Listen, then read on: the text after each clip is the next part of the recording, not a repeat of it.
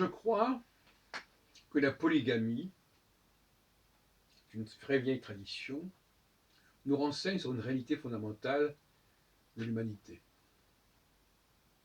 À savoir que, initialement, il devait y avoir beaucoup plus de femmes que d'hommes. Et autrement, on ne pourrait pas comprendre le concept même de polygamie.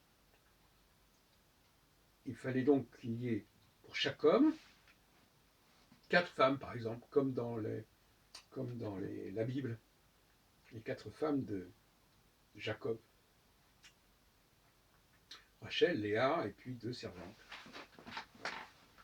Donc ça nous donne un ordre d'idée, 4 fois plus de femmes que d'hommes. Et ça me paraît tout à fait logique.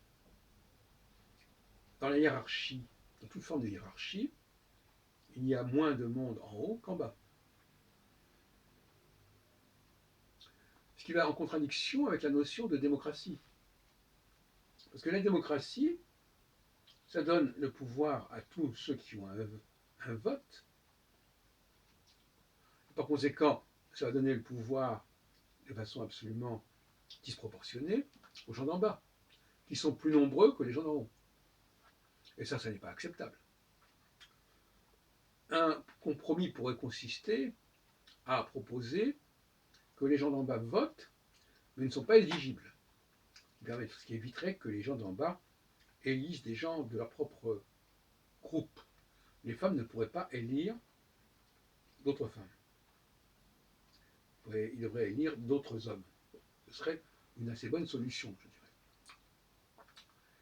dirais. Donc finalement, pour le XXIe siècle, je préconise une multiplication de la base et une diminution de la zone intermédiaire et de la zone supérieure. Ce qui correspond à une certaine logique, puisque les juifs, qui pour moi constituent le niveau supérieur, sont beaucoup moins nombreux que le reste. Bon.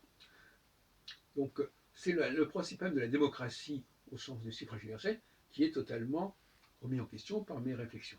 Je reconnais très clairement. Au nom justement de ce principe de polygamie. Donc, il faudrait diminuer sérieusement le nombre d'hommes qui naissent, de manière générale. Mais à condition, bien entendu, que le sort des hommes ne soit pas déterminé et fixé par le vote des femmes. Alors le compromis que j'ai proposé, c'est un compromis. À la limite, on pourrait ne même pas concevoir des choses de cette façon.